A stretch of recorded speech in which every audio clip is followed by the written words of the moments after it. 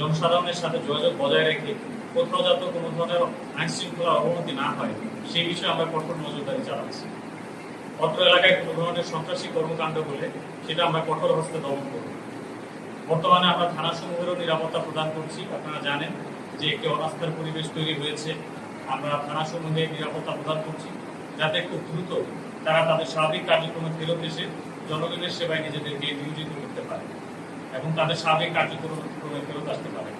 আমরা খোঁজ নিয়েছি যে আমাদের এলাকায় বা যে সকল সংখ্যালঘু ভাইয়েরা এসেছেন তাদের এলাকায় আসলে তাদের উপরে কোনো ধরনের হামলা হয়নি, অথবা একটি গুজব কোনো স্বার্থান্বেষী মহল ছড়িয়েছে যাতে দেশকে অস্থিতিশীল করা যায়। এই গুজবের ফলেই কিন্তু আসলে সীমান্তে একটা ঢল নেমেছে, তাদেরকে সীমান্ত পার হওয়ার বা এই ধরনের কিছু একটা, বা তাদেরকে আমরা আশ্বস্ত করেছি যে আপনাদের উপরে কোনো হামলা হবে না এবং হয় নাই। যেহেতু কোনো হামলা হয় নাই এবং হবেও না, সেক্ষেত্রে আপনাদের আসলে আতঙ্কিত হওয়ার কিছু নেই। আপনারা নিজ